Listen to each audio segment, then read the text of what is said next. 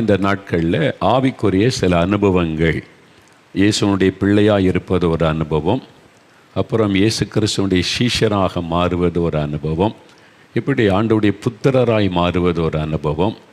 அப்போ ஆண்டவருடைய ஆவிக்குரிய வாழ்க்கையில் ஸ்டெப் பை ஸ்டெப்பாக ஆண்டவரோடு நெருங்கி வரணும். அதை குறித்து தான் தியானித்து வருகிறோம். அதில் ஒன்று தான் இயேசுனுடைய சீஷராக மாறுவது, become a disciple of Jesus, இயேசு கிறிஸ்துவனுடைய சீஷராக மாறுவது. அப்போது இயேசுவை சீஷர்கள் என்று சொன்னால் அதே வேதத்தில் ஒரு டெஃபினிஷன் இருக்குது. தன்னைத்தான் வெறுத்து சிலுவையை எடுத்துக்கொண்டு இயேசுவை பின்பற்றுகிறவர்கள். இயேசுவை நான் நம்புகிறேன், விசுவாசிக்கிறேன், ஜெபிக்கிறேன், இயேசு அற்புதம் செய்கிறார், அவங்க இல்லை. அதுக்கு அடுத்த ஸ்டெப்புக்கு போகணும். அது விசுவாசி என்று அழைக்கப்படுகிற ஒரு ஆரம்ப நிலைமை. இதிலேயே நிறைய பேர் 30 வருஷம் 40 வருஷம் 50 வருஷமாக 50 வருஷம் விசுவாசி 40 வருஷம் விசுவாசின்னு சொல்லிக்கிட்டு இருக்கிறாங்க. அது நீங்கள் இன்னும் எல்கேஜிலேயே 10 வருஷம் இருக்கிற மாதிரி. அடுத்த ஸ்டெப்புக்கு போகணும். அதான் சீஷராவது அப்படின்னா நம்மை வெறுக்கணும், சிலுவையை எடுக்கணும், இயேசுவின் அடிச்சுவடுகளை பின்பற்றணும், அவர் வாழ்ந்தபடியே நாமும் வாழ விரும்பணும். நான் உனக்கு சொல்லியிருக்கிறேன், இயேசுவை போல வாழ எனக்கு விருப்பம். நான் கேட்ட ஆண்டவரை, உம்மை போல வாழணும், உம்மை போல ஜெபிக்கணும், உம்மை போல ஊழியம் செய்யணும். இதுதான் நான் ஆரம்ப காலத்திலிருந்து விரும்பி ஜெபிக்கிற ஒரு ஜெபம். ஆண்டவரை, I want to live like you, I want to pray like you, I want to do ministry like you. இது என்னுடைய ஜெபம். அப்போது இயேசுவை மாதிரியாய் வைத்து தான் நம்முடைய வாழ்க்கை. ஊழியர்கள் மாத்திரம் அல்ல, ரட்சிக்கப்பட்ட தேவ பிள்ளைகள் ஒவ்வொருவருமே இயேசுவின் அடிச்சுவடுகளை பின்பற்றி நடக்க அர்ப்பணித்து கொள்ளணும். அதற்கு வேத புஸ்தகத்தில் 4 சுவிசேஷத்தை திரும்ப திரும்ப திரும்ப வாசிக்கணும். இயேசு எப்படி நடந்தார், எப்படி பேசினார், எப்படி அவருடைய குடும்பத்தில் எப்படி நடந்து கொண்டார், சமுதாயத்தில் எப்படி நடந்து கொண்டார், சீஷரோடு எப்படி நடந்து கொண்டார், பிதாவின் சித்தத்தை நிறைவேற்றுவதில் எப்படி கவனமாக இருந்தார், ஒவ்வொன்றையும் கவனித்து பார்ப்பது. சும்மா அப்படியே போகிற போகல வாசித்துட்டு ஏசு இங்கே போனார் அங்கே போனார் இந்த அற்புதம் செய்த சொல்லிவிட்டு போவது அல்ல. அதையும் தாண்டி ரொம்ப டீப்பாக அதை ஆராய்ந்து பார்த்து அதன்படி வாழ நம்ம அர்ப்பணிப்பது. அப்போ இயேசுவை போல நம்ம வாழ்வதென்றால் அவருடைய சுபாவம் நமக்குள்ளே வரணும்ல, அதை உண்மை போல் ஆக்கும். முதலாவது நம்ம தியானித்த இயேசுவை போல அன்பு எனக்கு வேணும்னு நான் ரொம்ப ஜெபம் பண்ணேன். உண்மை போல் அன்பு எனக்கு வேணும். எல்லாரையும் நேசிக்கணும், சத்துருவை கூட நேசிக்கணும். அதில் ஆண்டவர் கற்றுக் கொடுத்தார். சும்மா நேசிக்கிறேன்னு சொன்னால் போதாது, உன்னை போல பிறனை நேசின்றதான் நான் கற்றுக் கொடுத்தது அப்படின்னு சொல்லி அதை பற்றி தான் கடைசியாக தியானித்தோம். என்னிடத்தில் அன்பு கூறுவதை போல மற்றொடத்தில் அன்பு கூறுவதுன்னா என்ன, அது ஆண்டவர் ப்ராக்டிக்கலாக நம்ம கற்றுத்தருவார். அப்படின்னா என்ன ஆண்டவரே, நான் திரும்ப ஞாபகப்படுத்துகிறேன், சொன்னது தான். ஆண்டவர் சொன்னார், இயேசுடைய ஊழியத்தை நேசிக்கிறல்ல. ஆமாம் ஆண்டவரே, நீங்கள் கொடுத்த ஊழியம் நான் ரொம்ப நேசிக்கிறேன், அதுக்காக ஜெபிக்கிறல்ல, ஜெபிக்கிறேன். மற்ற ஊழியத்துக்கு நேசிக்கிறியா? நேசிக்கிறேன், எல்லா ஊழியத்தையும் நேசிக்கிறேன். மிஷினரி ஊழியங்கள், சுவிசேஷ ஊழியங்கள், சபைகள், எல்லா ஊழியத்தையும் நேசிக்கிறேன். எல்லாருக்கும் ஜெபிக்கிறியா? ஜெபிக்கிறேன். இந்த இயேசுடைய ஊழியத்துக்காக ஜெபிக்கிற அளவு அதே பாரத்தோடு ஜெபிக்கிறியா?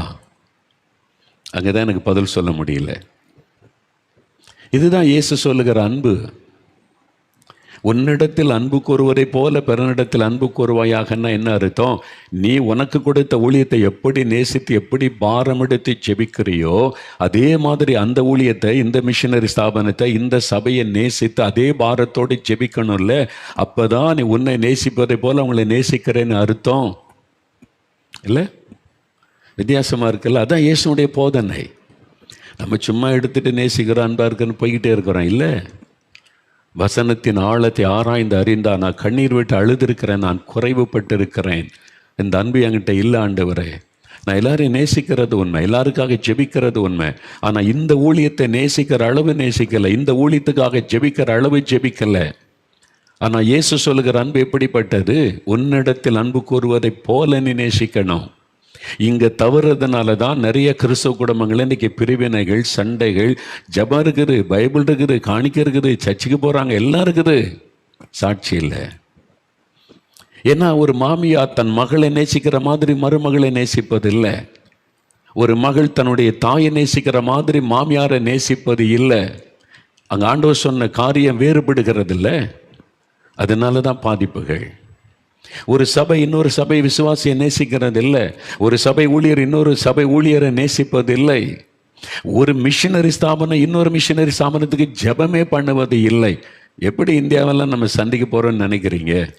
வீரமாக பேசலாம், எழுதலாம், வசனத்தின்படி முதல்ல வாழணும்ல. ஒரு மிஷினரி ஸ்தாபனம் தனக்காக ஜெபிப்பாங்களே இல்லாமல் இன்னொரு மிஷினரி ஸ்தாபனத்துக்காக ஜெபம் கூட பண்ணுவதில்லை. அவங்களும் இயேசுக்காக தானே உழைக்கிறாங்க, இயேசுக்காக தானே பிரயாசப்படுறாங்க, அவங்களும் இயேசுக்காகத்தானே பாடுபட்டு கொண்டு இருக்கிறாங்க. ஏன் அவங்களுக்காக பாரம் எடுத்து ஜெபிப்பது இல்லை? சுயநலம். சுயத்தை வெறுத்தா தானே நீ சீஷன். சுயத்தை வெறுக்கலையே, வேற இல்லை, அடிபடுது. கிறிஸ்தவ வாழ்க்கை ஊழியங்கள் அடிபடுகிறது. அதனால தான் நீ யோசித்து பாருங்க. கொஞ்சம் வசனத்துக்கு நேராக நம்ம திரும்புவோம். இப்பொழுதாவது வசனத்துக்கு நேராக திரும்புவோம். நாங்கள் ஆரம்பத்தில் இயேசுடைய ஊழியத்துக்கு தான் ஜெபம் பண்ணுவோம். உபவாசத்தில் ஆண்டவர் சொன்னார், இது சுயநல ஜெபம். நீங்கள் மட்டும் தான் ஊழியம் செய்கிறீங்களா? நீங்கள் மட்டும் ஊழியம் செய்து இந்தியா மாற்றிட முடியுமா? எல்லாரையும் ரட்சிப்புகளை கொண்டு வர முடியுமா? எவ்வளோ ஊழியத்தை நான் வச்சுருக்கிறேன், எவ்வளோ சபை வச்சுருக்கிறேன், எல்லாருக்காக ஜெபிங்க. ஆண்டவர் எங்களை மாற்றினார், எங்களை கற்றுக் கொடுத்தார். நாங்கள் ஒரு வட்டத்துக்குள்ளே தான் இருந்தோம். ஆண்டவர் வெளியே கொண்டு வந்தார். இல்லை, வசனத்தை கவனி, வசனத்தை கவனமாக பாரு, அந்த மாதிரி மாறுங்கன்னு சொல்லி கொடுத்தார். நீங்கள் உங்கள் சபைக்காக ஜெபிக்கிறீங்களா? பக்கத்தில் உள்ள சபைக்காக, அந்த மெய்ப்பெருக்காக என்னைக்காவது ஜெபிச்சிருக்கிறீங்களா? அப்போ உன்னிடத்தில் அன்பு கூறுவதை போல பிறனிடத்தில் அன்பு கூறுவாய் என்ற வசனத்துக்கு என்னதான் அர்த்தம் சொல்லுங்க. எனக்கு ஆண்டவர் கற்றுக் கொடுத்தாரு. ப்ராக்டிக்கலாக இப்படி தான் இருக்கணும். இதுக்கு தான் நான் எழுதி கொடுத்துருக்கிறேன். இப்படி தான். யோசித்து பாருங்கள், நம்ம எவ்வளோ மனம் திரும்ப வேண்டியது இருக்குல்ல. அந்த அன்பு இல்லாதனால தான் ஒருத்தருக்கு ஒருத்தர் கடித்து பட்சிக்கிற ஓநாய்களாக இருக்கிறோம். மற்றவங்களுடைய குறைகளையே பேசி பேசி பேசி ஒருத்தருக்கு ஒருத்தர் ரொம்ப துக்கம். ஆண்டவரை துக்கப்படுத்திக்கிட்டே இருக்கோம். நம்ம நினைக்கிறோம் இயேசுக்குன்னு பெரிய ஊழி செய்கிறோன்னு. அவரை காயப்படுத்தி கொண்டே இருக்கிறோம். ஆண்டவர் பார்க்குறார், ஏன் உங்களுக்குள்ள இந்த அன்பு இல்லாமல் போய்விட்டார் என்பதாக ஆண்டவர் பார்க்கிறார். அன்பு என்ன செய்யுமா? அன்பு சகல பாவத்தை மூடும். தி கிரேட் அலெக்சாண்டர், உலகத்தை பிடிக்க புறப்பட்டால தி கிரேட் அலெக்சாண்டர், அவருடைய படம் பார்த்துருக்கீங்களா? குதிரையில் இருக்கிறது. ஒரு ஓவியனுக்கு அவரை நல்ல வரையணுன்னு ரொம்ப விருப்பம். தி கிரேட் அலெக்சாண்டர் அவருடைய கன்னத்தில் ஒரு வெட்டு காயம் இருக்குமா, யுத்தத்தில் காயப்பட்ட ஒரு காயம்.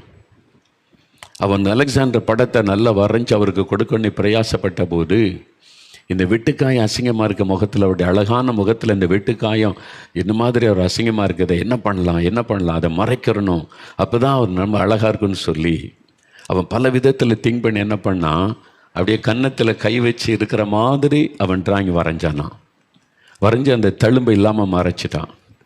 மறைத்து கொண்டு போய் அவர் அலெக்சாண்டர்கிட்ட அந்த படத்தை காமிச்சான். அப்படியே நேச்சுரலாக இருக்குது, என்ன மாதிரி இருக்கிற அப்படி சொல்லிட்டு அவனை பார்த்தார். என்ன மாதிரி அப்படியே வரைஞ்சிருக்க, ரொம்ப அழகாக வரைஞ்சிருக்கிற, ஆனால் என் கன்னத்தில் இந்த வீர தழும்பு எங்கே அப்படின்னு கேட்டாராம். என் கன்னத்தில் இந்த வீர தழும்பு எங்கே? அதுக்கு அவன் பதில் சொன்னான், என்னுடைய அன்பு அதை மறைத்து விட்டது. என்னுடைய அன்பு அதை மறைத்து விட்டது. இதுதான் உண்மையான அன்பு. ஒருத்தர் மேலே உண்மையான அன்பு இருந்தால் அவனுடைய குறைகளை மறைச்சி நிறைவை மட்டும்தான் பேசுவீங்க. உங்கள்கிட்ட உண்மையான அன்பு இல்லை, கிறிஸ்துவின் அன்பு இல்லைன்னா சின்ன குறை கூட பெருசாக பேசி பேசி மற்றவங்களை காயப்படுத்தி கொண்டே இருப்பார். யோசித்து பாருங்கள். உண்மையான அன்பு யார் மேலே நீங்கள் வச்சுருந்தா அவனுடைய குறையை பற்றி யார் பேசினா கூட நீங்கள் பேச மாட்டீங்க, வாய் மூடிடுவீங்க, அதை மறைக்க முயற்சி பண்ணுங்க. அதான் அன்பு. இயேசுடைய அன்பா தானே. நம்ம யாருக்கிட்ட குறை இல்லை? மோகன்லாஸ்கிட்ட குறை இல்லையா? எந்த ஊழிக்காரன்ட்ட குறை இல்லை? இயேசு அதெல்லாம் அவருடைய அன்பினால் மறைச்சி ஆண்டவர் நம்மை வெளிப்படுத்தி பயன்படுத்திக்கிட்டு இருக்கிறார். அதனால் பாவத்தை மூடி மறைக்கிறான்னு அர்த்தமா இல்லை. சரிப்படுத்தி கொண்டே இருப்பார், பேசிக்கிட்டே இருப்பார். சரிப்படு பரிசுத்தமாகிறவன் இன்னும் பரிசுத்தமாகட்டார். அதான் கிறிஸ்துவின் அன்பு. எங்கே பேசணுமோ அங்கே பேசுவார். பப்ளிக்கில் பேச மாட்டார், பொது மேடையில் பேச மாட்டார், தனியாக ஜபாரையில் பேசுவார். இதை சரிப்படுத்திக்க, இதில் எச்சரிக்கையார், இதை விட்டு மனம் திரும்பி சரியாண்டோன்னு ஒப்பு கொடுத்த உடனே அதை மன்னித்து மறந்து அடுத்த லெவலுக்கு கொண்டு போவார். இதுதான் இயேசுவின் அன்பு. அதான உண்மையான அன்பு. நமக்கு பழக்கமான தெரிந்த நண்பர் ஒருத்தர் தப்பு பண்ணிட்டா யார்கிட்டையும் விட்டு கொடுக்க மாட்டோம், தனியாக பேசுவோம். எதுக்கு நீங்கள் தயவு செய்து அதுக்கெல்லாம் இடம் கொடுக்காதங்க அப்படின்னு சொல்லி. அதான் அன்பு. அப்போ நம்ம அன்பு எப்படி இருக்குது? வெளிப்படுத்துகிற அன்பு. எல்லாரும் பாருங்கள், இவர் இப்படி பண்ணுறார் அப்படி பண்ணுறார். வேண்டாம், தயவுசெய்து பிசாசை சந்தோஷப்படுத்தாருங்க. ஊழியக்காரங்க தயவுசெய்து பிசாசை சந்தோஷப்படுத்தாருங்க. அப்போ கிறிஸ்துவின் அன்பு, அதைத்தான் நம்ம தியானித்தோம். இன்றைக்கி இன்னொரு பகுதியை தியானிக்கலாம். இல்லை, இயேசு பற்றி தியானிச்சுக்கிட்டே இருந்தால் நாள் கணக்காக தியானிச்சுக்கிட்டே இருக்கலாம். அவ்வளோ காரியம் இருக்குதுங்க. நீங்கள் வாசி தியானித்து பாருங்கள், இனிமையாக இருக்கும். இயேசுவை பற்றி தியானிக்க நம்முடைய லைஃபை அது சேஞ்ச் பண்ணி கொண்டே இருக்கும். சரி, இன்றைக்கி ஒரு காரியம் பார்க்க போகிறோம். ரெண்டாவது ஒரு காரியம்னா யோவான் 8ஆம் அதிகாரம் 46வது வசனம். பைபிளை திருப்பங்க. யோவான் 8ஆம் அதிகாரம் 46வது வசனத்தில் இயேசு ஒரு வார்த்தை சொல்கிறார். நீங்கள் பைபிளை திருப்புறீங்களா? யோவான் 8ஆம் அதிகாரம் 46வது வசனம் எடுத்துக்கிடுங்க. புதிய ஏற்பாட்டில் 139வது பக்கம் எடுத்துட்டிங்களா? அதில் இயேசு ஒரு வார்த்தை சொல்கிறார் பாருங்கள். என்னிடத்தில் பாவம் உண்டென்று உங்களில் யார் என்னை குற்றப்படுத்தக்கூடும் அப்படின்னு சொல்கிறார். சவால் எல்லாருக்கும் மத்தியில். என்னிடத்தில் பாவம் உண்டென்று உங்களில் யார் என்னை குற்றப்படுத்தக்கூடும்? என்கிட்ட என்ன குற்றம் இருக்குது சொல்லுங்கள். என் பிரசங்கத்தில் குற்றம் இருக்கா? வாழ்க்கையில் குற்றம் இருக்கா? நான் மற்றவங்களோட பழகிறதுல குற்றம் இருக்குதா? நான் ஆண்டவருடைய காரியத்தில் குற்றம் செய்கிறேன்னா என்ன குற்றம் இருக்குது? அரசாங்கத்துக்கு விரோதமாக குற்றம் செய்கிறேன்னா என்கிட்ட என்ன குற்றம் இருக்குது சொல்லுங்கன்றார். யாருமே வாயை திறக்கலை, யாருமே கை நீட்ட முடியலை. அந்த மாதிரி குற்றமற்ற ஒரு வாழ்க்கை வாழ்ந்தவர் இயேசு. குற்றமற்ற ஒரு வாழ்க்கை, பிளேம்லெஸ் லைஃப். பொய்யான குற்றச்சாட்டு சொன்னாங்க, ரகசியமாக வெளியே பேசி கொண்டாங்க. நேரடியாக ஒருத்தர் வந்து நீங்கள் இந்த தப்பு பண்ணுறீங்க, நீ இந்த குற்றவாளின்னு இயேசுவை கை நீட்டி சொல்ல ஒருத்தருக்கு துணிவு கிடையாது. அப்படிப்பட்ட ஒரு வாழ்க்கை அவர் வாழ்ந்தார். அப்போ அது குற்றமற்ற ஒரு வாழ்க்கை. இது என்னை கவர்ந்து கொண்டது. அப்போ யாருமே கை நீட்டி குற்றப்படுத்தும்படியான ஒரு வாழ்க்கை நம்ம வாழ்ந்து விடக்கூடாது என்பதிலே கவனம் செலுத்துவது. அப்போ நம்ம சீஷர்கள் என்றால் குற்றமற்ற ஒரு வாழ்க்கை வாழ நம்மை அர்ப்பணித்து கொண்டு கவனம் செலுத்தி இயேசுவை பின்பற்றி போவது. இப்போது தானியேல் 6ஆம் அதிகாரம் எடுங்க. அவரை குறித்து கூட அழகான ஒரு வார்த்தை சொல்லுகிறாரு. தானியேல் 6ஆம் அதிகாரத்தில் இந்த தானியேல் கர்த்தருடைய ஒரு தாசன். அவர் பாபிலோன் பட்டணத்திலிருந்து, இஸ்ரேல் தேசத்திலிருந்து பாபிலோன் தேசத்துக்கு, அதாவது எருசலேம் பட்டணத்திலிருந்து பாபிலோன் தேசத்துக்கு சிறையாய் கொண்டு போகப்பட்டவர் வாலிப வயசில். இப்போ அவர் ஆண்டவர் அங்கே ஆசீர்வதித்து உயர்த்தி ராஜாவுக்கு அடுத்த ஸ்தானம் பிரதம மந்திரியாக உயர்த்தி விட்டார். இவருடைய உயர்வை பார்த்த உடனே அவர் கூட வேலை பார்த்த சத்துருக்கள் இருக்காங்கல்ல, அந்த நாட்டுக்காரங்க பொறாமை, இந்த ஆள் அடிமையாக வந்தான், அங்கேருந்து வந்தான் எருசலேமிலிருந்து, ராஜா இவனை நம்பி பொறுப்பு கொடுத்துருக்காரு, நம்மெல்லாம் போய் அவன்கிட்டெல்லாம் சம்பளம் வாங்க வேண்டியது இருக்குது, நம்மெல்லாம் அவங்ககிட்டெல்லாம் போய் கணக்கு கொடுக்க வேண்டியது இருக்குது, ராஜாவுக்கு அடுத்த ஸ்தானத்தில் வந்துட்டானே, இவனை எப்படியாவது மாட்டி விட்டு ராஜாவை விட்டு பிரிக்கணும், இந்த பதவியை காலி பண்ணணும்னு சொல்லி அவனை ரொம்ப கவனமாக பார்க்க ஆரம்பித்தாங்க எல்லாரும். நீங்கள் பார்த்தீங்கன்னா தானியேல் 6ஆம் அதிகாரம் வாசித்தீங்கன்னா பாருங்கள், 120 தேசாதிபதிகள், பெரிய லீடர்ஸ் 120 பேர், அதில் 3 பிரதானிகள். அதில் எல்லாருக்கும் பெரியவனாக இருந்து தானியேல் தான், எல்லாத்துக்கும் மேலே அவர் தான் சீஃப். அவர் கீழே இவ்வளோ பேர் இருக்கிறாங்க. அவங்க எல்லாம் பொறாமைப்பட்டு இவனை ஓச்சிடணும் அப்படின்னு சொல்லி அவன் மீது பொறாமை கொண்டே எழும்புகிறாங்க. இப்போ அடுத்து என்ன நடக்குது? 4வது வசனம் பாருங்கள். தானியேல் 6:4.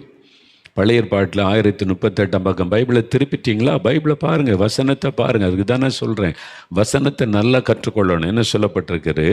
அப்பொழுது பிரதானிகளும் தேசாதிபதிகளும் ராஜ்யத்தின் விசாரிப்பிலே தானியேலை குற்றப்படுத்தும்படி முகாந்தரம் தேடினார்கள்.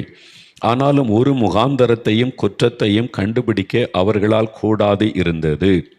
அவன் உண்மை உள்ளவனாயிருந்தபடியால் அவன் மேல் சுமத்த யாதொரு குற்றமும் குறைவும் காணப்படவில்லை.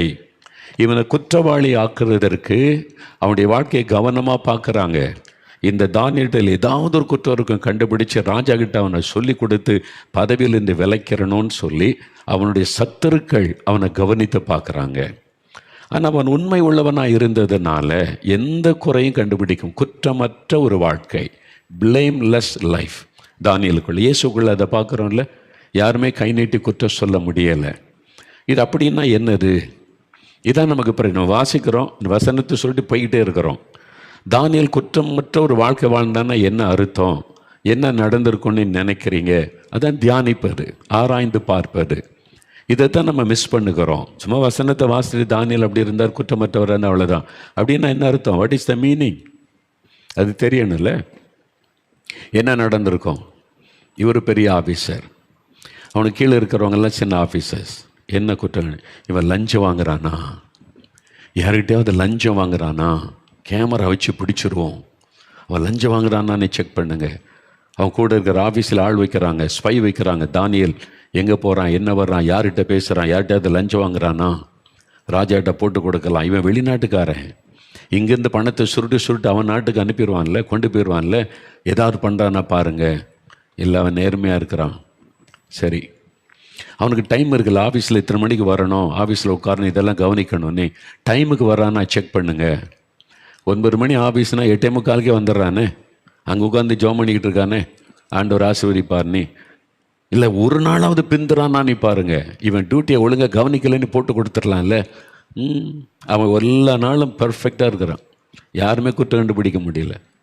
சரி, 5:30 மணிக்கு தானே டியூட்டி முடியணும், 5 மணிக்கு போகிறான்னா நீ பாருங்கள். கல்யாண வீட்டுக்கு போகணும், சொந்தக்காரனை பார்க்கணும், ஒரு ஷாப்பிங் போகணுன்னு வெளியே போகிறானா, 5 மணிக்கு போகிறான்னா கண்டுபிடிங்க பாருங்கள். அவனை வாட்ச் பண்ணுறாங்க. 5:30 மணிக்கு போச்சானா 6 மணி வரைக்கும் உட்காந்து எல்லாத்தையும் கணக்கு முடிச்சிட்டுலாம் போகிறான்.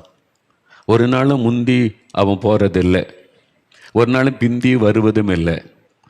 பெர்ஃபெக்டாக இருக்கிறானே. யாரையாவது மேலே கோவப்பட்டு அநியாயமாக ஏதாவது பண்ணுறானா பாருங்கள், பார்ஷியாலிட்டி பார்க்குறானா பாருங்கள். எல்லாத்தையும் ஒரே மாதிரி நேசிக்கிறான். அவன்கிட்ட ஒரு குற்றத்தையும் கண்டுபிடிக்க முடியலையே. இதுதான் குற்றமற்ற வாழ்க்கை. இப்போ நம்ம நிறுத்துங்க. உங்கள் காரியம் என்ன? கவர்மெண்ட்டில் வேலை செய்யலாம், ஒரு ஆஃபீஸில், பேங்கில், ஸ்கூலில், ஒரு கவர்மெண்ட் ஆஃபீஸில், என் ஊழியத்தில் நீங்கள் ஊழியம் செய்யலாம். உங்களை யாராவது குற்றப்படுத்த முடியாத அளவுக்கு உங்களுடைய லைஃப் இருக்குதா? 9 மணிக்கு ஆஃபீஸ்னா எத்தனை மணிக்கு போகிறீங்க சொல்லுங்கள். நம்ம சாக்கு போக்கு சொல்லியே வாழ்ந்து பழகிட்டோம்ல. பஸ்ஸு லேட் ஆகிட்டு, பிள்ளைக்கு கொஞ்சம் சோமில்லை, மனைவிக்கு இதை செய்ய வேண்டியது இருந்தது. இந்த மாதிரி நம்ம பழகி நம்ம குற்றம் செய்ய ஆரம்பிச்சிடுறோம். குற்றமற்ற ஒரு வாழ்க்கை வாழணுன்ற சிந்தையே நம்ம விட்டு போய்விட்டது. கிறிஸ்தவ வாழ்க்கையிலே கூட.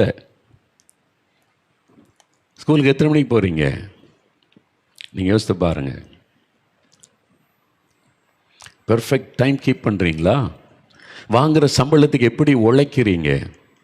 8 மணி நேரம் நீங்கள் கடினமாக உழைக்கிறதுக்கு தானே அந்த நிர்வாகம் சம்பளம் கொடுக்குது. 8 மணி நேரம் நீங்கள் வாங்குகிற சம்பளத்துக்கு ஏற்றபடி உழைக்கிறீங்களா? ஏமாற்றிட்டு போய் உட்கார்ந்த உடனே பாத்ரூம் போயிடுறாரு, 1/2 மணி நேரம் ஆகும் வர்றதுக்கு. அப்புறம் அடுத்தது கேண்டீனில் போய் டீ குடிக்க போகணும், அவ்வளோதான். இவர் சீட்டில் உட்காந்து வேலை பார்க்குற நேரத்தை கணக்கு பாருங்கள், பாதி நேரம் கூட வராது. அதுக்கு தான் நிறைய பேர் கவர்மெண்ட் ஜாப் வேணும்னு கேட்குறாரு. அரசாங்க வேலை தர்றதுக்கு ஜபிக்க பிரதர். ஏன் அதை மட்டும் அதை கேட்குறீங்க? ப்ரைவேட்டில் கூட அதை விட நல்ல சம்பளம் தர்றாங்கல்ல. கடினமாக வேலை வாங்கிடுவாங்க. சோம்பேறிகளை கர்த்தரே ஆசீர்வதிக்க முடியாது, அறிந்து கொள்ளுங்க. அரசாங்கத்தை ஏமாற்றலாம், அவரை ஏமாற்ற முடியாது. கடினமாக உழைக்கணும். ரெண்டுமே இருக்குது. கடினமாக உழைக்கிறவங்களும் இருக்காங்க, ஏமாத்துறவங்களும் இருக்காங்க. நம்ம எப்படி இருக்கிறோம்? உண்மையாக இருக்கிறோமா? குற்றமில்லாத நிலைமையில் நம்முடைய வாழ்க்கை இருக்குதா? யோசித்து பாருங்கள். 5:30 மணி வரைக்கும் வேலை பார்க்கணுன்னா 5 மணிக்கே எழும்பி மெதுவாக அப்படியே நடந்து கையை கழுவி ரெடியாகணும். 5:30 மணி போகணும்ல. ஏன் 5:30 மணிக்கு சீட்டில் உட்காந்து வேலை பார்த்துட்டு அப்புறம் எழும்பி கை கழுவிட்டு போகக்கூடாதா? ஆண்டவர் பார்க்குறாரு, நீ உண்மை இல்லாதவனாக இருக்கிறியே. அவன் உண்மை உள்ளவனாக இருந்தபடியால் அவன் மீது சுமத்த ஒரு குற்றமும் இல்லை. பெர்ஃபெக்ட். இதுதான் கிறிஸ்தவ வாழ்க்கை. இதிலெல்லாம் இல்லாமல் சர்ச்சில் வந்து அப்படியே அல்லூலியை போட்டு கையை தட்டி அந்நிய பாஷை பேசிட்டா பல்லவத்து போயிடலாம் நினைக்கிறீங்களா? நெவர். அதனால தான் ஆயத்தமாக இருக்கிறவங்க தான் பரலோகத்தில் எடுத்துக்கொள்ளப்படும். அவங்க காதில் தான் எக்கால சத்தம் கேட்கும். சும்மா கையை தட்டி சர்ச்சில் வந்து அந்நிய பாஷை பேசுகிறவங்க காதலெல்லாம் கேட்காது. லைஃப், உங்கள் லைஃப் பேசணும், உங்களுடைய வாழ்க்கை பேசணும். வேலையில் உண்மை இல்லை, நீங்கள் என்ன அந்நிய பாஷை பேசுகிறீங்க?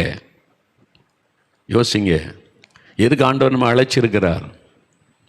ஒரு காலத்தில் கிறிஸ்தவங்கனாலே ஒரு பெரிய சாட்சி இருந்தது. அவங்க உண்மையாக இருப்பாங்க, உத்தமாக இருப்பாங்க, பெர்ஃபெக்டாக இருப்பாங்க. நீ இப்போ இருக்குதா? லஞ்சம் வாங்குகிற கிறிஸ்தவங்க இல்லையா அன்னைக்கு? ஆஃபீஸில் ஓபி அடிக்கிற கிறிஸ்தவங்க இல்லையா அன்னைக்கு? ஒரு காலத்தில் ஆண்டவருக்கு இந்த பயம் இருந்து இப்போ பயம்லாம் போயிட்டு. இப்போ ஆண்டவரை பயமுறுத்துற மாதிரி நடந்து கொள்றாங்க கிறிஸ்தவர்கள். ரொம்ப வேதனை. நாம் அப்படி இருக்கக்கூடாது. ரட்சிக்கப்பட்ட ஆண்டவருடைய பிள்ளைகள் எல்லாத்திலையும் ஒரு குற்றமற்ற வாழ்க்கை வாழ நம்ம அர்ப்பணித்துக் கொள்ளணும். பெர்ஃபெக்ட். அவன் தான் தானியேல். சிங்கக்கபியிலே கர்த்தர் காப்பார் பாட்டு பாடலாம். அக்கினி சூளைக்குள்ளே காப்பார். நல்லதாக இருக்குது பாட்டு பாட. யாரை காப்பார்னு நினைக்கிறீங்க? அந்நிய பாஷை பேசி கை தட்டிட்டு அவங்களெல்லாம் காக்கிறதுக்கு ஆண்டவர் சிங்கத்தின் வாயை கட்ட வந்துடுவார்னு நினைக்கிறீங்களா? ஏமாத்துறீங்க. உண்மை இல்லை, வேலையில் உண்மை இல்லை, நீங்கள் வாங்குகிற சம்பளத்துக்கு உண்மையாக இல்லை. உங்களுக்காக சிங்கத்தின் வாயை ஆண்டவர் கட்டுவார் நினைக்கிறீங்களா? தானியேலுக்கு கட்டுவார். அவன் உண்மை உள்ளவன், பெர்ஃபெக்ட் மேன். 3 வேளை ஒழுங்கா ஜெபம் பண்ணுவான். தேசத்தின் மேல் அன்பும் பாசமும் உள்ளவன், ஜெபிக்கிறவன், சும்மா டான்ஸ் ஆடி ஏமாத்துகிறவன் நல்ல தானியேல். சாத்ராக் மேஷாக் ஆபேத்நேகோ அக்கினி சூளைக்குள்ளே கர்த்தர் வருவார், நாங்கள்லாம் தப்பிடுவோம். தப்புவீங்க. சாத்ராக் மேஷாக் உயிரை பணை வச்சு நின்னாங்க. என் கர்த்தர் அவர் காப்பாற்றினாலும் காப்பாற்ற விட்டாலும் பொற்சிலை வணங்க மாட்டோன்னு நின்னாங்கல்ல, ஜெபித்தாங்கல்ல, வாழ்க்கையில் சாட்சி இருந்ததில்ல. அவங்களுக்கு தான் அக்கினி சூளைக்குள்ளே கர்த்தர் வருவார். ஏமாந்துறாங்க. வெறும் பாட்டு பாடிட்டு குதிச்சு எரிஞ்சு போயிடுவீங்க. அவங்களுக்காக இயேசு கர்த்தர் வந்தார்னா ஓய், அப்போ அவங்கள போல வாழ்வதற்கு நம்ம ஒப்பு கொடுக்கணும்ல, முயற்சியாவது பண்ணணும் இல்லை, அந்த சிந்தையாவது நமக்கு இருக்கணும்ல. ஆராதனைக்கே நீங்கள் டைமுக்கு வருவதில்லை. நீ என்ன பெந்தைகோஸ்து அனுபவம், என்ன ஆவிக்குரிய அனுபவம், அந்நிய பாஷை அனுபவம் சொல்லுங்கள். ஞாயிற்றுக்கிழமை 9 மணி ஆராதனைக்கு 9:30 சர்ச்சுக்கு வர்றீங்களே, அதில் கூட நீங்கள் உண்மை இல்லாமல் இருக்கும்போது பரலோகத்தில் போயிடலான்னு நினைக்கிறீங்களா? எக்கால சத்தம் துணிக்கும், ஆண்டவர்கிட்ட போயிடுவேன், எனக்கு சிங்கத்தின் வாயை கட்ட தூதன் அனுப்புவார் நீ நினைக்கிறீங்களா? சர்ச்சுக்கு கூட 9 மணிக்கு நீ வருவதில்லை. உண்மை இல்லை. சிந்திங்க சீரியஸா. இதுதான் கிறிஸ்தவ வாழ்க்கை. சும்மா ஆவில நறுமை அந்நிய பாஷை போய் சத்தம் போடுவதல்ல. லைஃப் பேசணும். என்கிட்ட குற்றம் சொல்ல முடியுமா? பாஸ்டர் சொல்லுவார், வருஷத்தில் நீ மாதத்தில் 4 வாரம் இருந்தால் 3 வாரம் சர்ச்சுக்கு லேட்டாக வர்றன்னு கை நீட்டு சொல்ல முடிகிற அளவுக்கு தானே உங்கள் லைஃப் இருக்குது. எப்படி சிங்கக்கபியில் நீங்கள் பாதுகாக்கப்படுவீன்னு நினைக்கிறீங்க? ஏதோ ஒரு நாள் முடியல, பரவாயில்ல.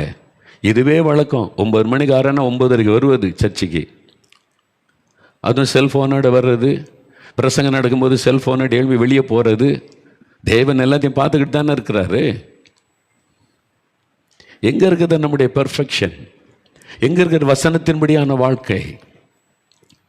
நாம சில காரியத்தை நினச்சிக்கிட்டு, நாம சத்தம் போட்டுக்கிட்டு, டான்ஸ் ஆடிக்கிட்டு, சத்தம் போட்டுக்கிட்டு நம்ம நினச்சிக்கிறோம். அப்படி குற்றமற்ற ஒரு வாழ்க்கை வாழ்வதற்கு பிரயாசப்படணும். 100க்கு 100 நம்மளால் முடியாட்டாலும் முயற்சி பண்ணணும் இல்லையா? அப்படியே இருந்துடக்கூட சாக்கு போக்கு சொல்லியே வாழ்வதா கிறிஸ்தவ வாழ்க்கை? முயற்சி பண்ணணும், முயற்சி பண்ணணும். யோசிங்க. வசனத்துக்கு ஒப்பு கொடுங்க. ஆண்டவரே, சீஷன்னா யாரு? இயேசு வைத்துக் கொண்டிருக்க ரட்சிக்கப்பட்டேன், நான் சீஷன். அவர் நடந்தபடி அவருடைய அடிச்சுவட்டில் நடக்கணும். தானியேல் பாருங்க, எவ்வளோ பெரிய சாட்சி. சிங்கத்தின் வாய் கட்டப்பட்டது ஏன்னு அவரே சொல்றார். 22ஆம் வசனம் பாருங்க. தானியேல் 6:22 பாருங்க. சிங்கங்கள் என்னை சேதப்படுத்தாதபடிக்கு தேவன் தம்முடைய தூதனை அனுப்பி அவைகளின் வாயை கட்டி போட்டார். அது ஏனென்றால், அதை வாசிங்க. சிங்கத்தை தூதன் கட்டிட்டோம், எனக்கு கட்டுவான். ஓய், ஏனென்றால் அப்படின்னு சொல்றாருல, அதை தியானிங்க. ஏனென்றால் தேவனுக்கு முன்பாக நான் குற்றமற்றவனாய் காணப்பட்டேன். there is, அங்க நிக்கிற வசனம். ஐயா, ஏமாத்துற ஆளுக்கு தேவதூதன் வருவான்னு நினைக்கிறீங்களா? நீ 10 நிமிஷம் கூட ஜெபிக்காம மேடையில் கிட்டார் போட்டு டான்ஸ் ஆடி குதிச்சுக்கிட்டு இருக்கிற, உனக்கு தேவதூதன் வருவார் நீ நினைக்கிறியா? நீ ஏமாந்து போகாத தம்பி.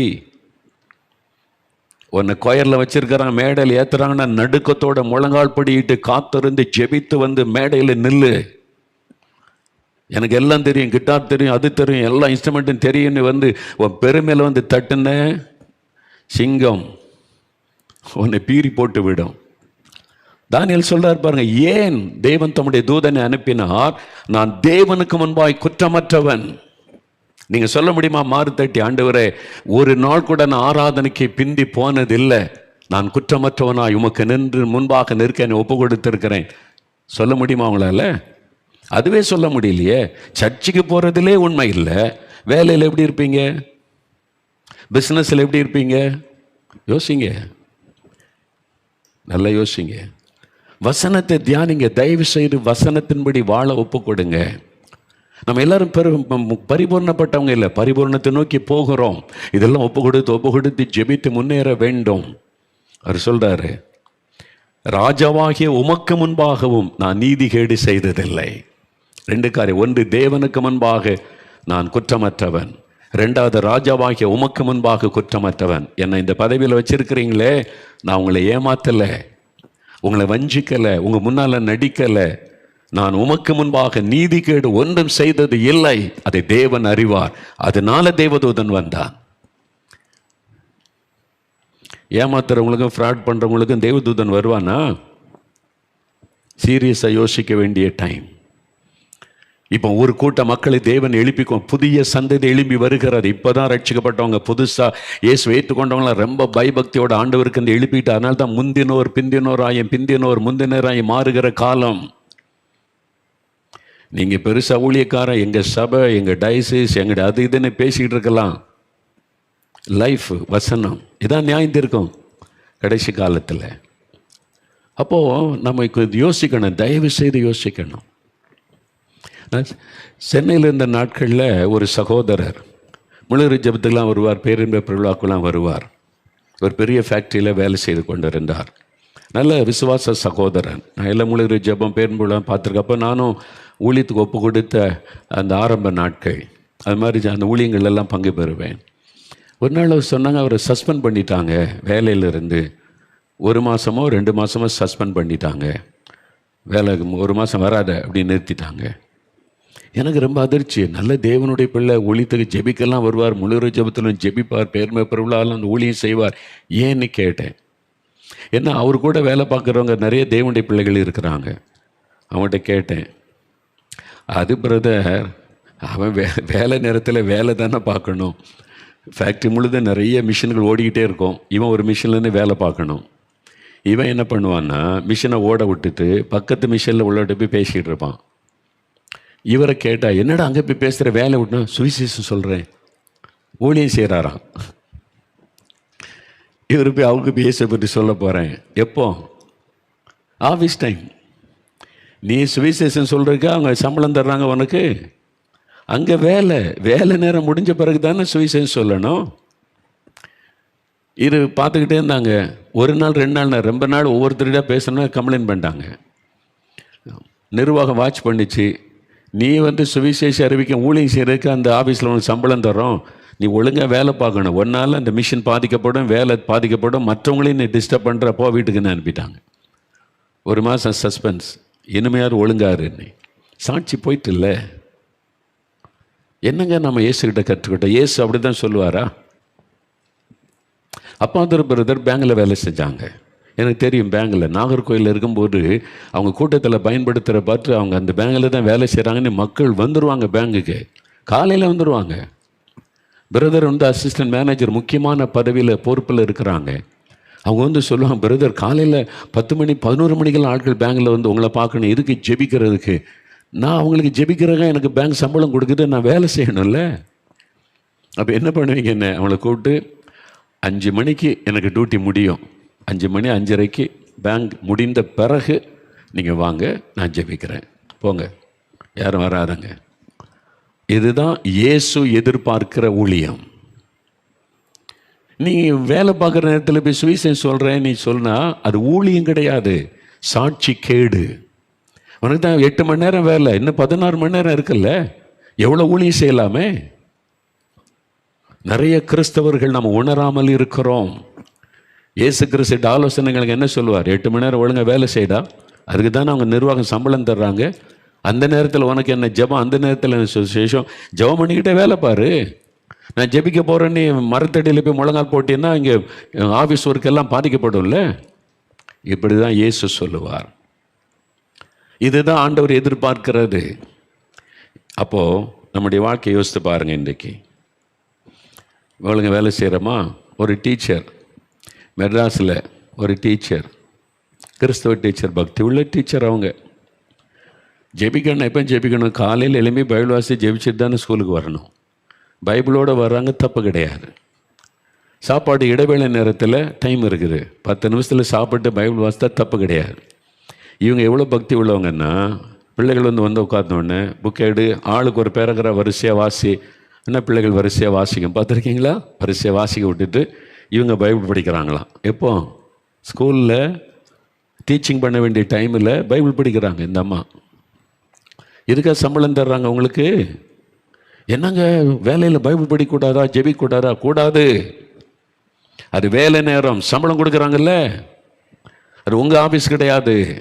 நீங்கள் பிஸ்னஸ் பண்ணி தனியாக நடத்துறீங்கன்னா எனி டைம் நீங்கள் பைபிள் வாசிக்கலாம், ஜெபிக்கலாம், ஊழியம் செய்யலாம், தப்பு கிடையாது.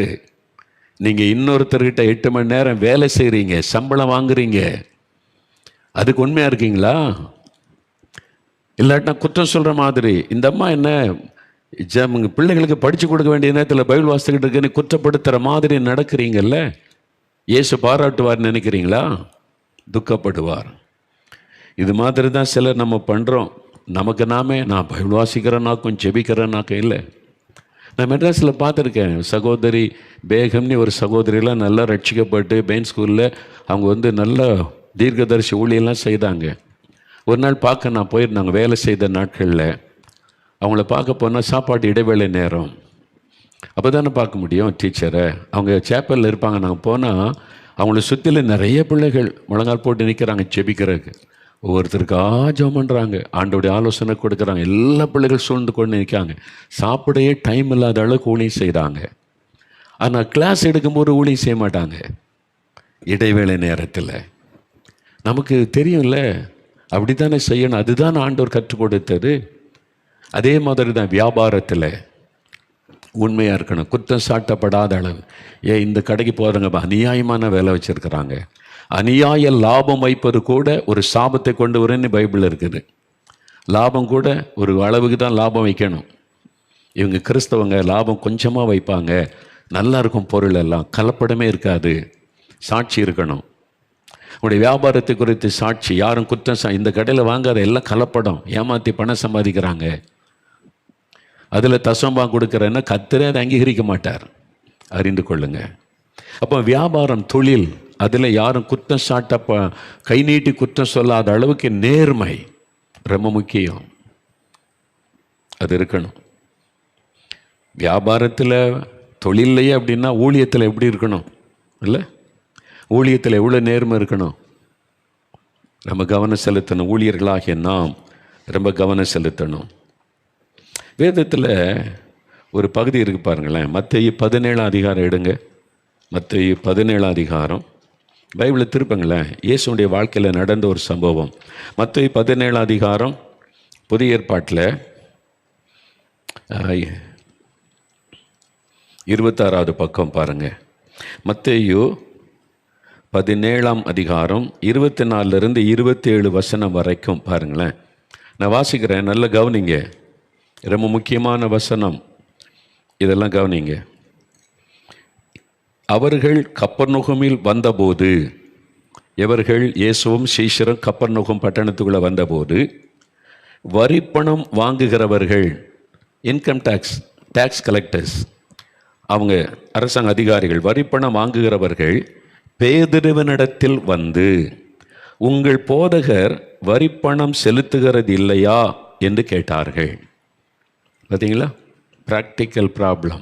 நம்ம இதெல்லாம் பார்க்கவே மாட்டேங்கிறோம். பைபிள் வாசிக்கிறோம், ஜெபிக்கிறோம், ஆண்டவர் அற்புதம் செய்கிறார், விடுதலை கொடுக்க, இதே பார்க்குறோம். இயேசு சந்தித்த இந்த பிரச்சனை, அதுதான் இயேசுவை தியானிங்கன்னு நான் சொல்வதற்கு காரணம். இப்போ ஒரு ப்ராக்டிக்கல் ப்ராப்ளம் வருது. கேட்குறாங்க, உங்கள் போதகர் வரிப்பணம் செலுத்துவது இல்லையா? பேதுரு சொல்றார், செலுத்துகிறோம். நாங்கள் இன்கம் டேக்ஸ் ஹோல்டர், டேக்ஸ் கட்டுக்கிறோம், கவர்மெண்ட்டுக்கு டேக்ஸ் கட்டுறோம். பேதுரு சொல்கிறார், எவ்வளோ தைரியம்! அதான் குற்றமற்ற ஒரு வாழ்க்கை. உங்களால் சொல்ல முடியுமா? கணக்கே வைக்கிறது இல்லை. ஏன்? கணக்கு வச்சா டேக்ஸ் கட்டணும் இல்லை? ஐயா எப்படிங்க ஆசீர்வதிப்பார் ஊழியத்தை? ஐயா இயேசு வரி பணம் கொடுத்துருக்கிறாரே, வரி கட்டினாருங்க. யோசிங்க. ஏன் இன்னைக்கு நிறைய ஊழியத்தில் ஆசீர்வாதம் இல்லை? ஏன் சபை ஒரு குறிப்பிட்ட அளவுக்கு மேலே வளர மாட்டேங்குது? வளர்ந்த சபைகளை கேட்டு பாருங்க, டேக்ஸ் கட்டுறாங்க, அக்கௌண்ட் வச்சிருக்கிறாங்க, கவர்மெண்ட்டுக்கு கணக்கு கொடுத்து டேக்ஸ் கட்டுறாங்க. அதனால தான் சபை வளர்ந்துக்கிட்டே இருக்குது.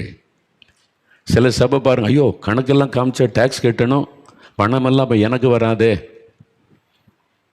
உண்மை இல்லைல்ல. குற்றம் சாட்டப்படாத ஒரு ஊழியர் இருந்தால் தான் கர்த்தர் ஆசீர்வதிப்பார். இப்போ பேதுரு சொல்லார், நாங்கள் வரி செலுத்துகிறோம். இயேசு வரி கட்டினார், டேக்ஸ் கட்டினார், வசனத்தில் இருக்கு. அவன் வீட்டிற்குள் வந்தபோது, அவன் வீட்டுக்குள்ளே வர்றான், வெளியில இருந்து தான் கேட்குறாங்க, இயேசு வீட்டில் இருக்கிறார். வீட்டுக்குள் வந்தபோது அவன் பேசுவதற்கு முன்னமே, ஆண்டவரே ஒரு ஆள் இப்படி கேட்டான்னு சொல்றதுக்கு முன்னமே இயேசு அவனை நோக்கி கேட்கிறார், சீமோனே உனக்கு எப்படி தோன்றுகிறது? பூமியின் ராஜாக்கள் தீர்வையையும் வரியையும் தங்கள் பிள்ளைகளிடத்திலோ அந்நியரிடத்திலோ யாரிடத்தில் வாங்குகிறார்கள் என்று கேட்டார். யார்கிட்ட கேட்பாங்க? தீர்வை வரி அப்படின்னு கேட்பாங்கல்ல. இப்போ கவர்மெண்ட்ல இங்கே கிராமத்தில் பஞ்சாயத்து ஆஃபீஸில் வீட்டு வரி கட்டணும், நில வரி கட்டணும், இந்த வரியெல்லாம் இருக்குது. எல்லா இடத்துல கார்பரேஷனில் வரி கட்டணும், எல்லாத்துக்கும் வரி, தண்ணி வரி இருக்குது, எல்லாத்துக்குமே வரி இருக்குது இல்லை. அப்போது இயேசு கேட்கிறார். அதற்கு பேதுரு அந்நியரிடத்தில் வாங்குகிறார்கள் என்றான். இயேசு அவனை நோக்கி, அப்படியானால் பிள்ளைகள் அதை செலுத்த வேண்டியதில்லையே அப்படி சொல்லிட்டு, ஆகிலும் நாம் பிள்ளைகள், நம்ம இந்த நாட்டுக்கு சொந்தக்காரங்க, நம்ம வரி செலுத்த அவசியம் இல்லை. ஆகிலும் நாம் அவர்களுக்கு இடரலாக இராதபடிக்கு நீ கடலுக்கு போய் தூண்டில் போட்டு முதலாவது அகப்படுகிற மீனை பிடித்து அதன் வாயை திறந்து பார். ஒரு வெள்ளி பணத்தை காண்பாய். அதை எடுத்து எனக்காகவும் உனக்காகவும் அவரிடத்திலே கொடு, வரி செலுத்து அப்படின்னு ஆண்டு சொல்றார். இதை எப்படி எடுத்துக்கொள்வீங்க? இதை என்னைக்கா தியானிச்சிருக்கிறீங்களா? நம்ம இதெல்லாம் பார்க்கவே மாட்டோம், இதை பற்றி சர்ச்சில் பேசவும் மாட்டோமே இல்லை. எவ்வளோ உண்மையான ப்ராக்டிக்கலான காரியத்தை இயேசு கற்றுக் கொடுத்துட்டு போயிருக்கிறார். நீ இப்போ அவங்களுக்கு இடரெல்லாம் நம்ம இருக்கக்கூடாது. மற்றவங்க நம்ம கை நீட்டி இந்த ஊழியம் ஏமாற்றுகிற ஊழியம், இவங்க டேக்ஸ் ஏமாத்துறாங்க, கவர்மெண்ட்டை ஏமாத்துறாங்கன்னு கை நீட்டுகிறபடி இயேசு உடைக்கிறார் ஊழியம் இருந்தால் அது இயேசுக்கு நான் அவமானத்தை கொடுக்கிறவன். நான் எப்படி உண்மையான ஊழியக்காரனா இருக்க முடியும்? உங்க சபை, நாம் செய்கிற ஊழிய கிறிஸ்தவர்கள், கிறிஸ்தவ வியாபாரிகள், கிறிஸ்தவ பிஸ்னஸ் பீப்புள் எல்லாருமே இதில் யோசிக்கணும். அப்போ அவர்களுக்கு இடரல் உண்டாகாமல் இருக்கும்படி நீ போய் தூண்டில் போட்டு ஒரு மீனை பிடி, வேலை கொடுக்குறார். போ, சும்மா இல்லை, அப்படியே மந்திரம் போட்டு இயேசு அப்படியே கையை சுற்றி வெள்ளி பணம் வந்துட்டு போய் கொடுத்துருவா அப்படிலாம் இயேசு சொல்ல. போ, உழைக்கணும், கடினமாக உழைச்சி தான் பெற முடியும். இயேசு அதான் கற்றுக்கொள்ள. எதுவும் இலவசமாக ஏமாற்றி அப்படியே மாயச்சாலம் காமிச்செல்லாம் இயேசு செய்யவே இல்லை. அவர் மந்திரவாதி கிடையாது, ஏமாத்துகிறவர் கிடையாது. மனுஷன் உழைத்தை சம்பாதிக்கணும். போ, மீன்பிடி, காத்துரு, பெய்து இங்கேருந்து போகணும், தூண்டில் எடுக்கணும், அதுக்கு ஒரு புழுவை கொழுக்கணும், அங்கே போய் உட்கார்ந்துருக்கணும், அந்த மீன் கிடைக்க வரைக்கும். நம்ம ஒரே வசனத்தில் ஒரு நிமிஷத்தில் வாசித்துட்டோம். அது நடக்கிறதுக்கு எவ்வளோ நேரம் ஆயிருக்குன்னு யோசித்து பாருங்கள். மணிக்கணக்கு ஆயிருக்கும். போய் காத்திருந்து ஒரு மீன் அகப்பட்டவனை பார்த்தா வெள்ளி பணம். அதை கொண்டு போய் எனக்கும் உனக்கும் ஆண்டவர் வேலை கொடுத்தார்ல, சம்பளம் கொடுத்துட்டார். பேதுருவே நம்ம 2 பேருக்கு சேர்த்து வரி கட்டிடு அப்படின்னு சொல்லி. எவ்வளோ ப்ராக்டிக்கல் இயேசு. நம்ம அதுதான் கிறிஸ்தவ வாழ்க்கைங்க. அதனால தான் ஆண்டவர் சொல்றார், யார் என்னை குற்றப்படுத்தக்கூடும்? நீர் வரி கட்டலையா அப்படின்னு இயேசுவை யாரும் கை நீட்டி குற்றப்படுத்த முடியாது. ரோமர் 13 அதிகாரத்தில் அதனால தான் சொல்லப்பட்டிருக்கு. ரோமர் 13 அதிகாரம் பாருங்க. ரோமர் 13 அதிகாரம் 7ஆம் வசனத்தில் சொல்லப்பட்ட வசனத்தை கவனிங்க. ஆகையால் யாவருக்கும் செலுத்த வேண்டிய கடமைகளை செலுத்துங்கள்.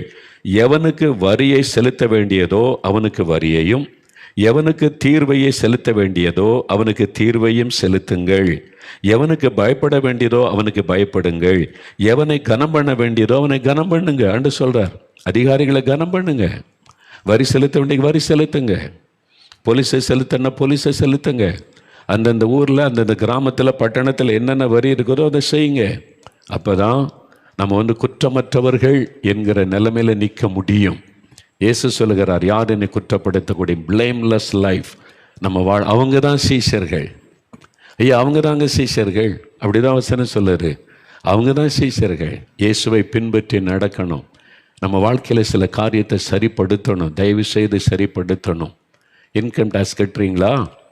நான் கட்டுக்கிறேன். எனக்கு கொடுக்குற காணிக்கையெல்லாம் வர வச்சு இன்கம் டேக்ஸ் எவ்ரி இயர் நான் இன்கம் டேக்ஸ் கட்டுக்கிறேன். நான் என்ன பொருள் வாங்கினாலும் அதை கொண்டு வந்து அந்த இதில் சேர்த்துருவேன், கணக்கில் சேர்த்துருவேன். இந்த பொருள் வாங்கியிருக்கிறேன், இவ்வளோ வாங்கியிருக்கிறேன், அதெல்லாம் கணக்கில் சேர்த்து அரசாங்கத்துக்கு உண்மையாக நம்ம கணக்கு கொடுத்து டேக்ஸ் கட்டுவதில் நான் சந்தோஷப்படணும். நான் அரசாங்கம் என்னுடைய தேசத்துக்கு என்னுடைய பார்ட்டிசிபேஷன், என்னுடைய பங்களிப்பு, நான் கொடுக்குற வரி. அநியாயமாக வாங்குறாங்க, இப்படி வாங்குறாங்க, இத்தனை % வாங்கிட்டு போட்டோம். அவங்ககிட்ட கத்தர் கணக்கு கேட்பார். என்கிட்ட கத்தர் கணக்கு கேட்பார். வரி கொடுத்தியா? நான் கொடுத்துட்டேன் ஆண்டவரே. அவன் ஒழுங்காக செலவு பண்ணலன்னா ஆண்டவர் அவனை கணக்கு கேட்பார். அதனால தான் சிங்காசனம் கவிழுகிறது பார்த்தீங்கல்ல. அரசாங்கத்தை ஆண்டவர் மாற்றிடுறாருல. உண்மையாக ஏமாத்தினவங்க அரசாங்கம் நிற்காது, ரொம்ப நாள் நிற்காது. நிரந்தர அரசாங்கம்லாம் கிடையாது. ஏன்னா நீதி உள்ள தேவன் பார்த்துக்கிட்டு இருக்கார்ல. அதனால நான் உண்மையாக இருக்கிறேன், அவ்வளோதான்.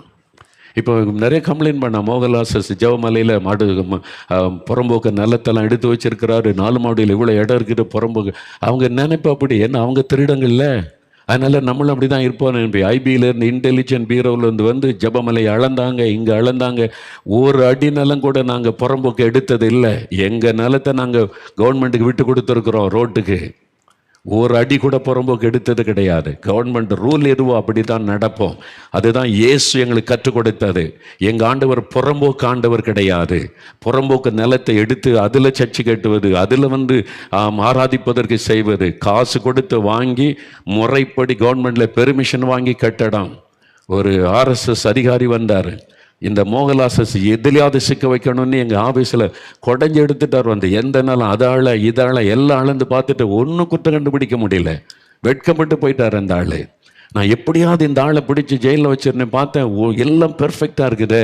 இதுதான் இயேசு எங்களுக்கு கற்றுக் கொடுத்ததையா. எங்கள் ஆண்டவர் நீதி நேர்மையாக நடக்க சொல்லி கொடுக்குற ஆண்டவர். புறம்போக்கு நிலத்தை எடுக்க வைக்கிற கடவுளாக இருக்க முடியாது. எங்கே நாங்கள் கட்டிட அவ்வளோதான். ஒரு பில்டிங் கட்டோன்னா கவர்மெண்டில் பெர்மிஷன் வாங்குகிறோம், பஞ்சாயத்தில் போய் அதுக்கான பணம் கட்டுகிறோம். ஒரு பாத்ரூம் கட்டினா கூட எங்கள் பஞ்சாயத்தில் காசு கட்டி பெர்மிஷன் வாங்கி கட்டுகிறோம். யாரையும் ஏமாற்ற எண்ணம் இல்லை. சில மிஸ்டேக்குகள் அறியாமல் நடக்கலாம்.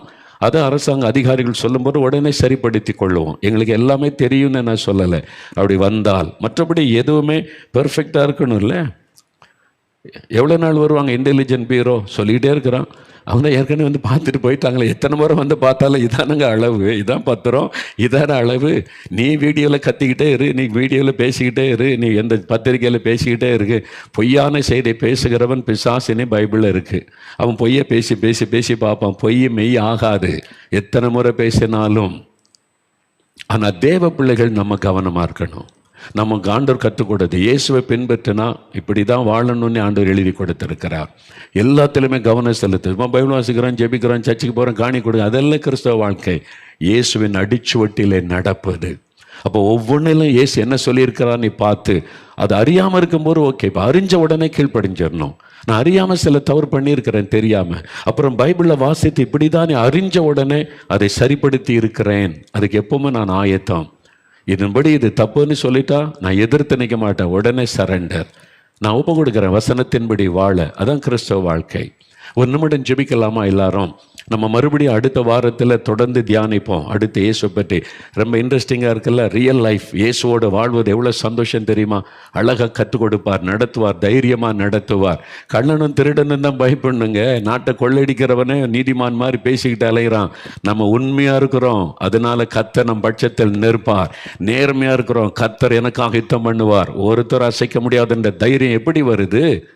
குற்றமற்ற ஒரு வாழ்க்கை வாழ தானியேல் ஒப்பு கொடுத்ததுனால சிங்கத்தின் வாய் கட்டப்பட்டது. குற்றமற்ற ஒரு வாழ்க்கை வாழ அர்ப்பணித்ததுனால தானியேலுக்கு விரோதமாக எழும்பினவங்க தான் காணாமல் போனாங்க. நம்ம ஆண்டவருக்கும் அரசாங்கத்துக்கு உண்மையாக நடந்தா விரோதமாக எழும்புகிறவர்கள் தான் இல்லாமல் போவார்கள்.